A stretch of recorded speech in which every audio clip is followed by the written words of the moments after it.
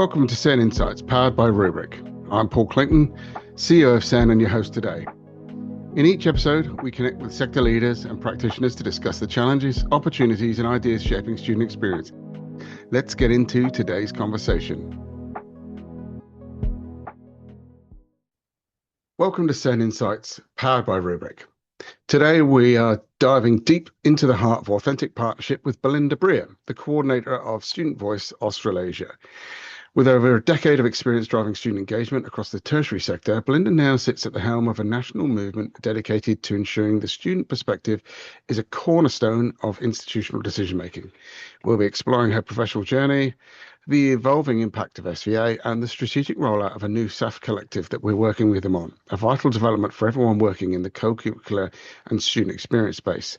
It's a timely conversation about where the sector is headed and how we can better champion the voices that matter the most. Okay, welcome today, Belinda. Please do introduce yourself to the listeners and then we'll get started. Good morning, Paul. Thanks for having me. Hello, everyone. Yeah, my name's Belinda Brear. So I am the National Coordinator of Student Voice Australasia.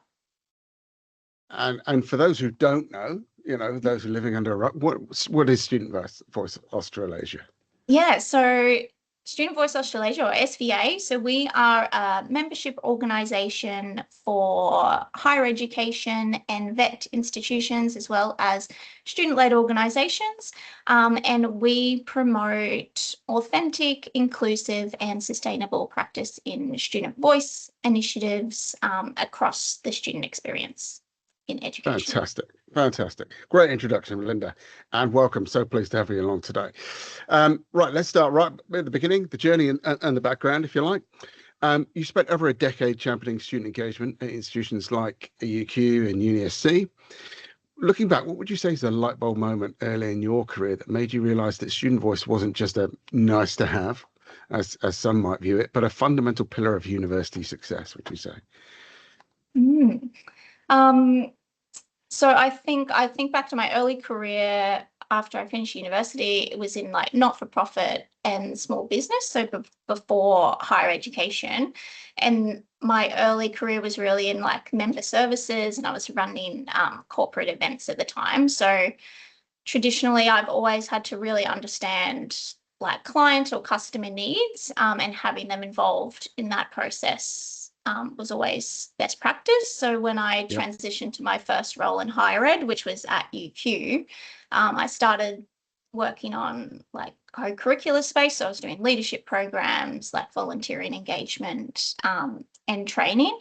And I really applied those same principles to that role. So involving students in every stage of program delivery, whether that was through like co-design, through to just seeking feedback and co-delivery, or engaging with students as alumni or in student associations involving students in the delivery of the programs, basically. So I think it makes sense now that I've transitioned into the student voice space, because it's what I've always leaned into. So rather than, I don't think it was like a light bulb moment, but it's something I've always been passionate about, and I've seen, I've seen work in practice. So I'm really excited to be able to be in this role as coordinator of SVA to kind of support institutions in that work as well. It's great.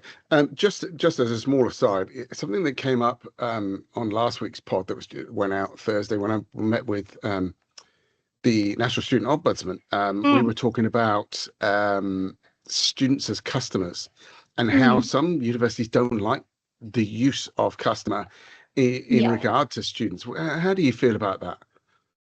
Yeah, I mean, there's scenarios where they are treated as customers, but there's so much opportunity to engage them as partners that promote their inclusion as part of a community. And I think that's where I think it's at times appropriate to engage them as, treat them as customers depending on the scenario. But the opportunities that like true partnership presents to like promoting a sense of belonging to a student's institution is really So you important as you see well. partnership as a step further than treating them as a Yeah, customer. It's more, yeah, absolutely.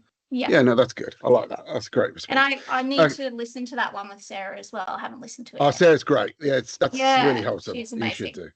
Yeah. Um, so you stepped into the SVA coordinator role. Just as it's kind of like maturing, if you like, how has your previous on the ground experience leading students as partners teams at universities shaped the way that you lead the kind of national strategy for SVA?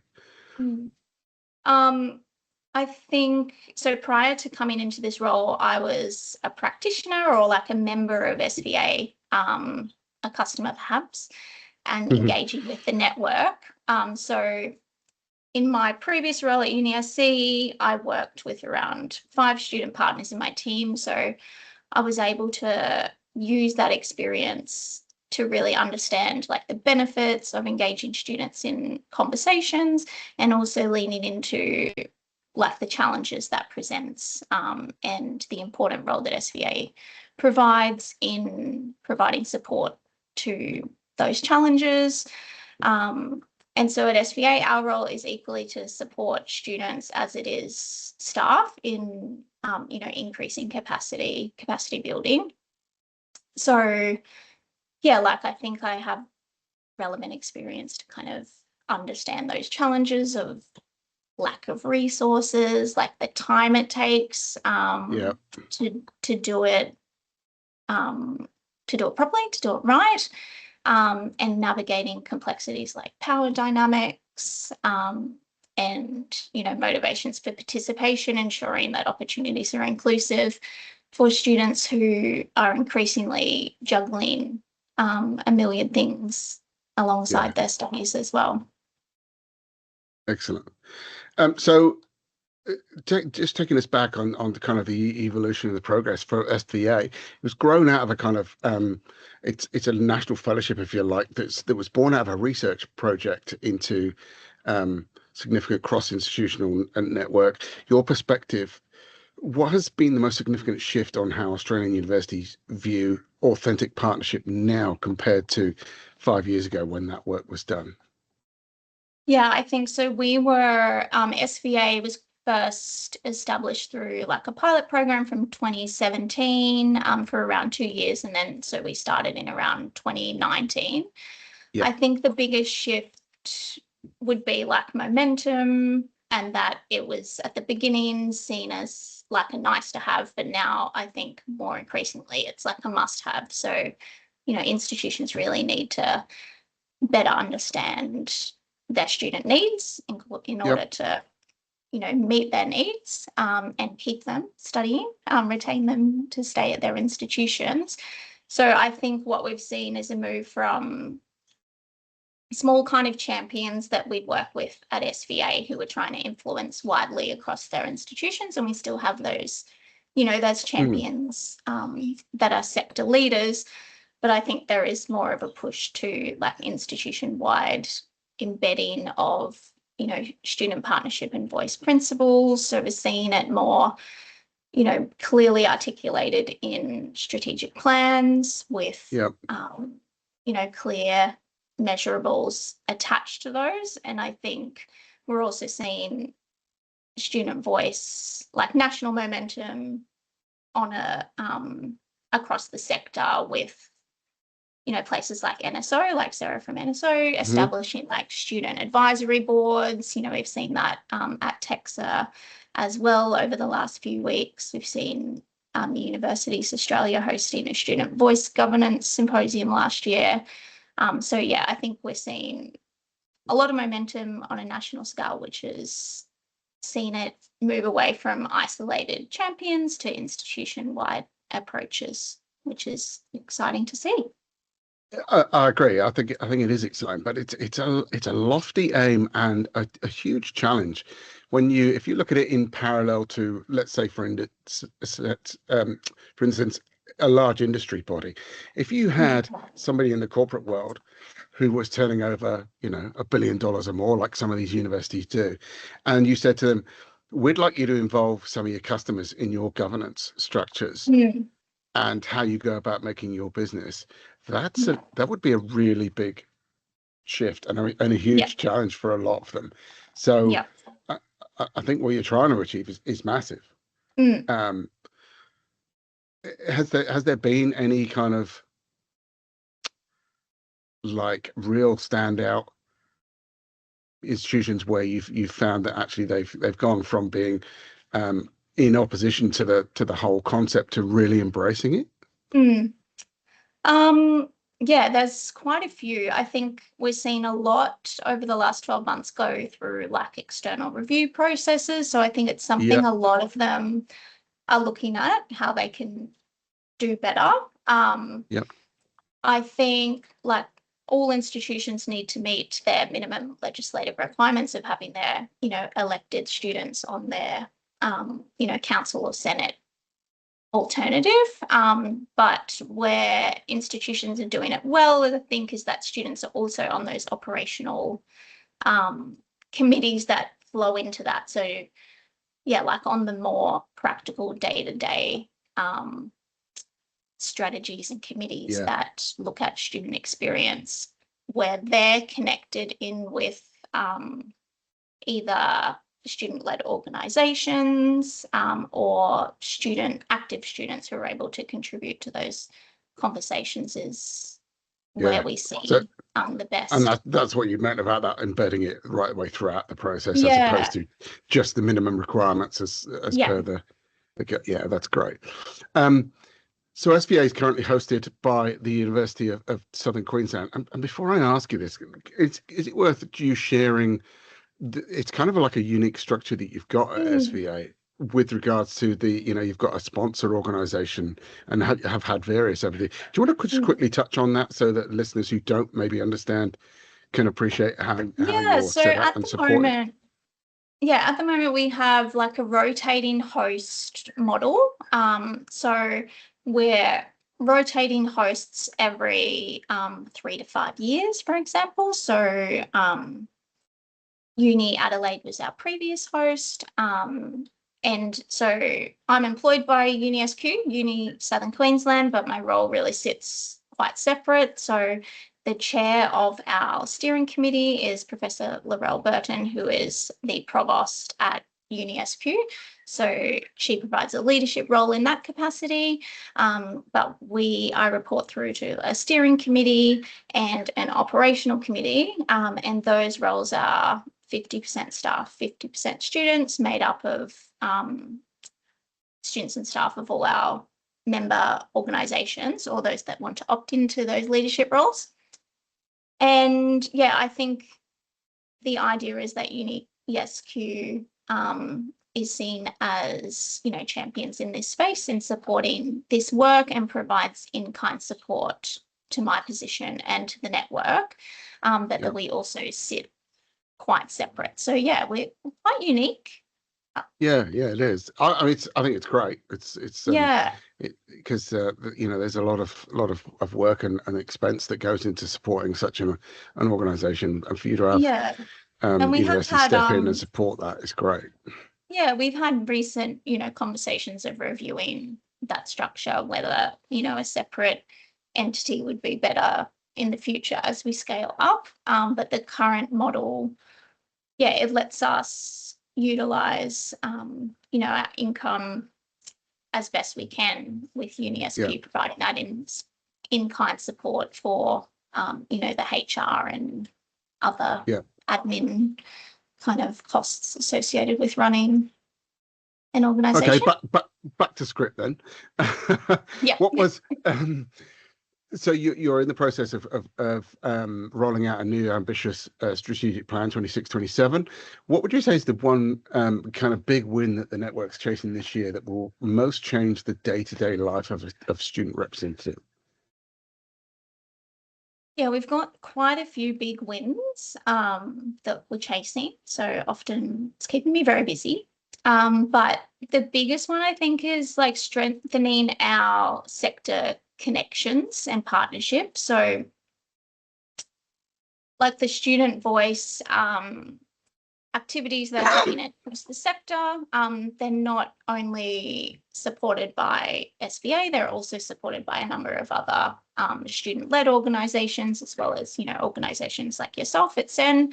So we're really wanting to lean in and better establish partnerships with those organisations, support the activities that they're doing, and that also helps us to further display best practice across the sector rather than only in the pockets that are engaging with SVA. So I think strengthening those sector connections is a big one. And yeah, leaning into that whole of institution responsibility, leaning away from those, core champions. So we do that via, building capacity of staff and students and providing those toolkits, resources, and guidance to help them do that. And then, in terms of how we want that to change the day-to-day life of student representatives or student partners, we want to ensure that they're better supported, so they have, the training, the mentorship and the support available to them before they're, throughout their journey of engaging in student voice activities, and that they have true agency to influence decisions that impact them across their student experience. So not only at the end of a process, but throughout. So throughout their whole student experience. Yeah, that's and can I just say, and I don't want to sound condescending at all, but well done, because something that's been a historic challenge, if you like, is you put, whether they're elected representatives or they're volunteer representatives, you put students in place in these high governance situations, and it can be really intimidating.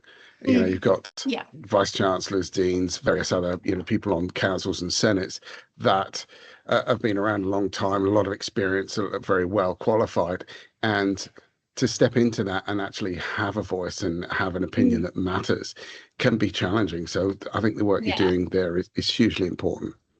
Yeah, and I think that's why I think it's equally important that we're supporting the staff to know and understand like the guidance and the mentorship that students need through that process. The, additional training they may have access to, the appropriate remuneration for them to have the capacity to be in the room in the first place.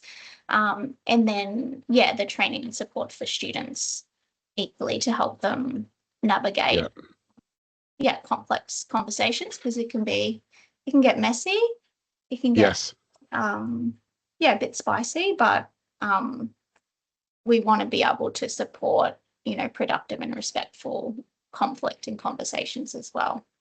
That's right. And hopefully the further down the line this goes, the better the chairs of such committees will become at drawing out the student and recognizing the support that they need to make sure it's done authentically and respectfully.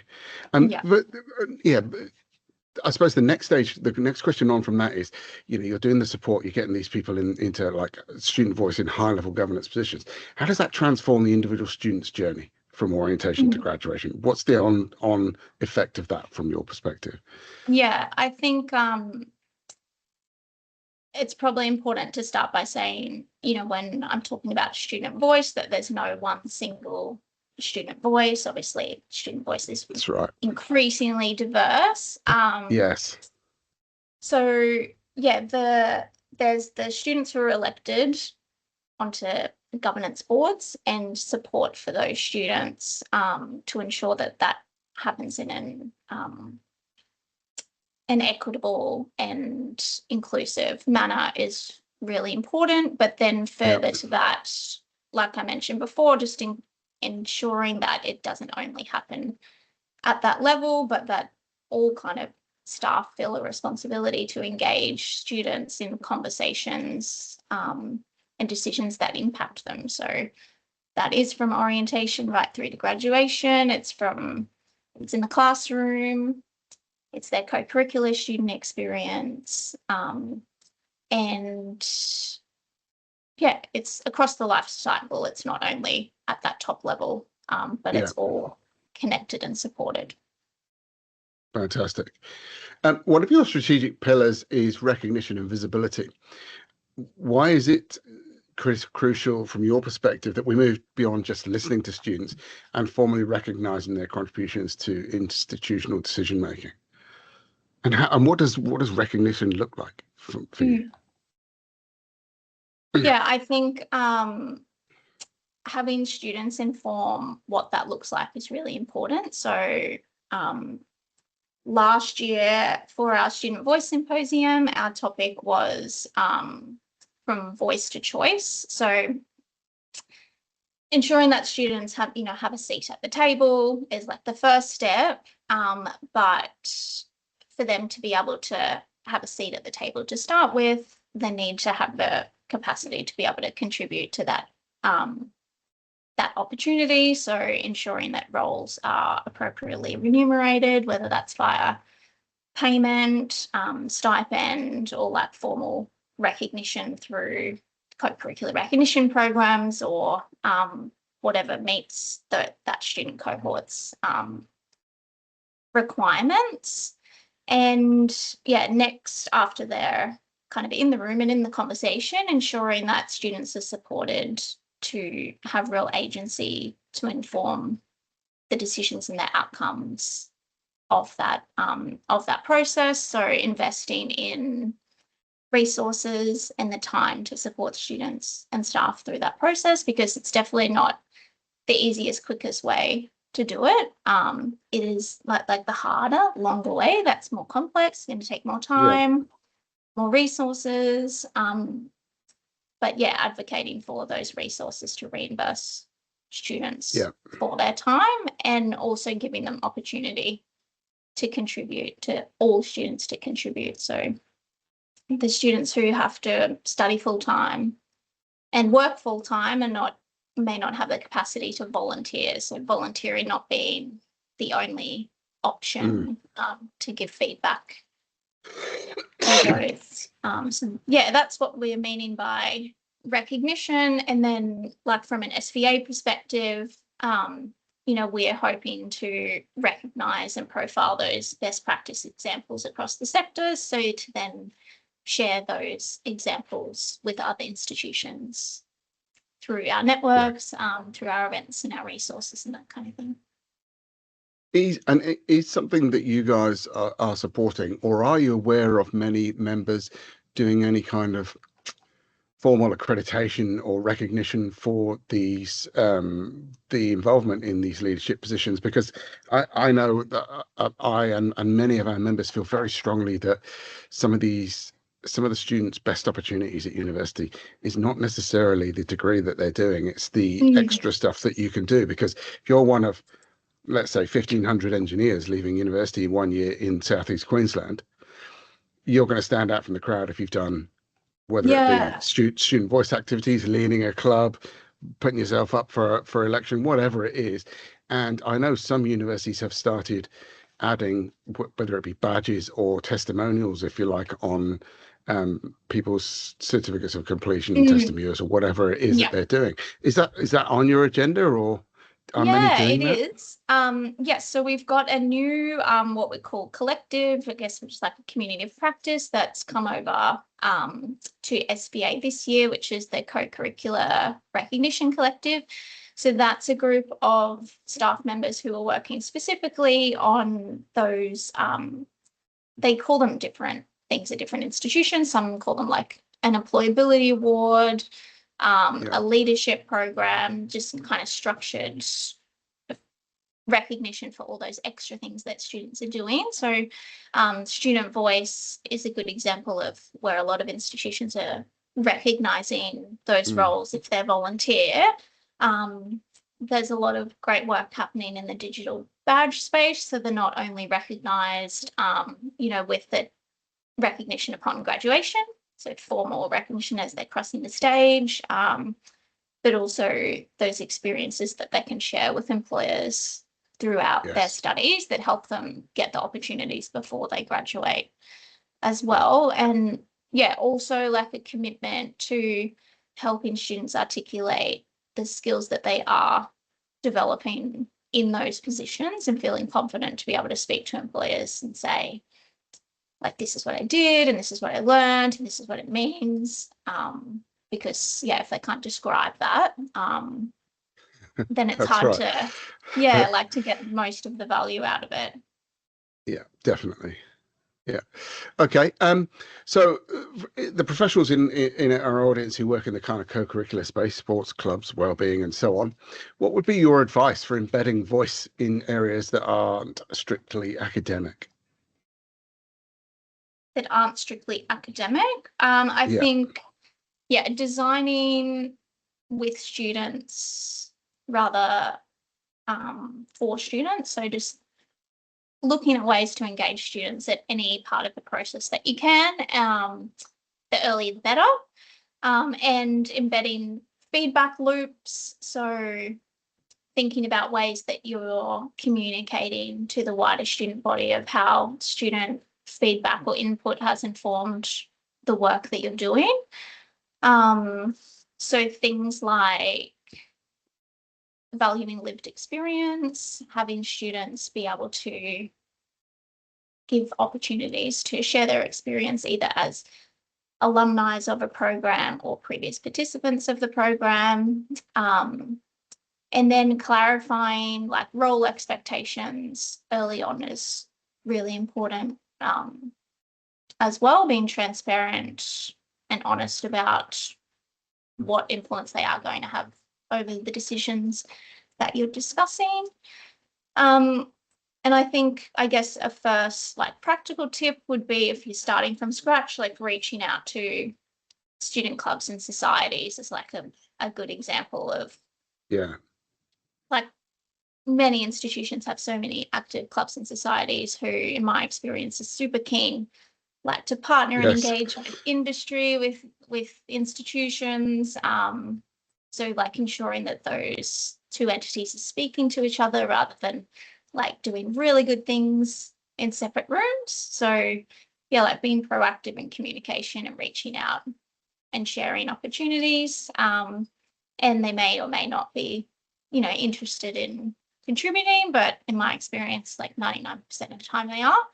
So Yeah. yeah, being proactive in Agreed. communicating, like, and that can help, build trust and break down silos of, especially the big institutions that are big complex beings of different faculties and Yes. schools and And yes, complication and bureaucracy. Yeah, yeah, absolutely. all of that fun stuff. But yeah, be proactive in reaching out and providing opportunities to connect and collaborate. I think is really important as well. Perfect segue on to collaboration. Obviously, we're both working on creating a bit of a buzz around this new SAF Student Consultation Collective. Mm-hmm. Um, can you pull back the curtain for us a little bit? What was the catalyst for forming this specific collective, and what does it aim to achieve? Yeah, so this one came out of, so at the beginning of each year, I'm meeting with our member organisations to check in and say what's on your radar, like what do you need support and advice on. And the way that students are consulted through the SAF process is something that came up a few times, and we were aware that there were similar conversations happening in the student-led org space through SEN, so that's kind of how we connected with SEN around that one. So I think we've got a shared purpose there. So looking forward to partnering with SEN on Definitely. that one. And the purpose is really just to share knowledge in an inclusive space around bringing staff and students together around how students are consulted through that process. So moving beyond the minimum requirements to sharing best practice of who's doing more, who's doing it well, and hopefully the output is that we've got some shared principles and some really good examples that we're able to share across both of our networks Right. of how the work can be done How it better. could look. Yeah, yeah, Yeah. absolutely.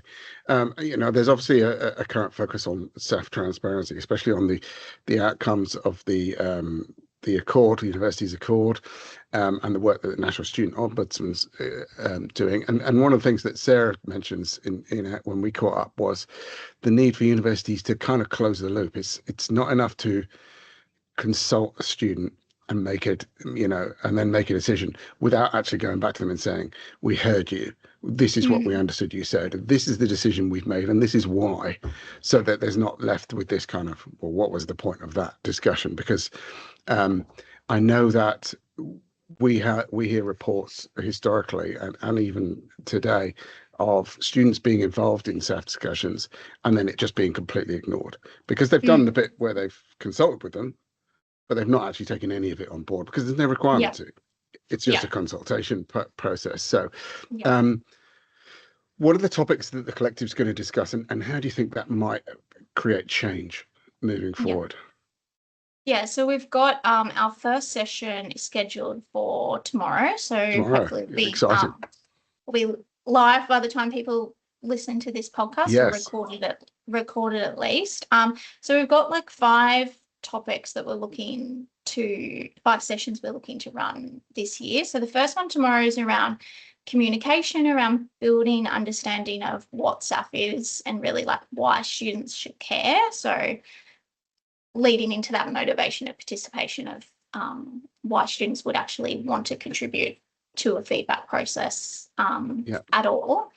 And then the next one is around the student consultation process. So further of like the feedback is gathered, how is decisions then made? So it looks really different across institutions. So we might lean into things like what the committee composition looks like, how the decisions are actually made, and different institutions may be in different positions in terms of how much they're able to share or maybe even how much they know about that process. And then the third one will be around diverse ways for students to provide that feedback. So we know that most institutions, if not all, do a survey. So we're going to lean into like what time of year they're run, like what kind of questions are being asked, but also if there's extra complementary feedback measures beyond the survey that form part of that consultation process. And then the last one's around the feedback loop as well. Yeah, so closing the gap around like, you said and we did. So looking at transparent modes of communicating that back to the student cohort to then, lean into that building trust, being transparent. And then hopefully then students feel more motivated to provide feedback to feed the into the following process, year because they know that, their feedback is going to lead to change and be truly valued. Excellent. That's good.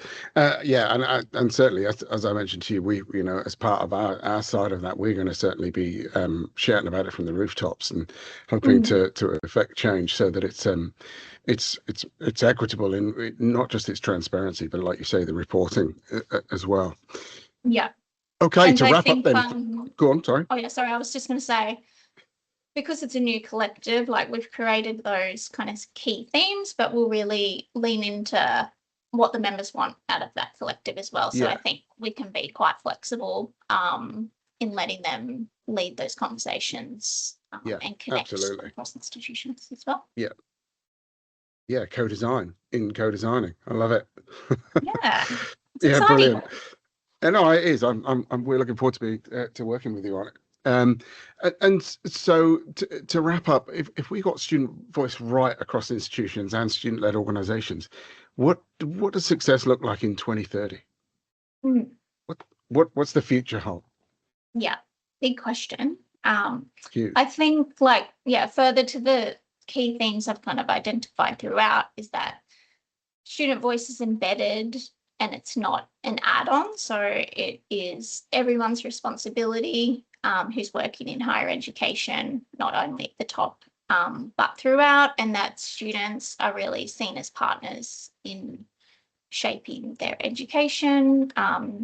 So I think success looks like a commitment to diverse student voices being heard, that clear impact loop of feedback around like what you said and what we did.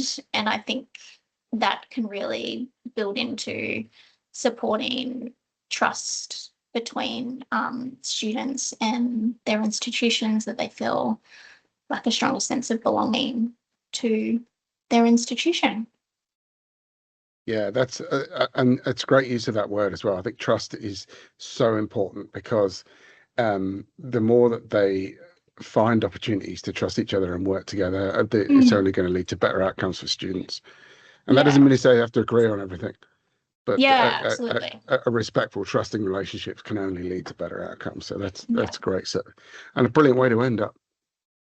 So, thank Thank you, you. Belinda. Thanks for having me, Paul. It's been a real pleasure interview today and insightful. So hopefully our listeners get something out today. And obviously, like you say, it's one of those strange recording TV moments in that by the time this goes out, we'll have already started it. But I'm looking forward to working with you tomorrow and starting the SAF collective. So thanks Absolutely. very much for your time today. Thank you And for thanks for having me, you. Paul. Brilliant. Thanks for listening today. We'll be out in a couple of weeks with another podcast. So please join us again. Okay.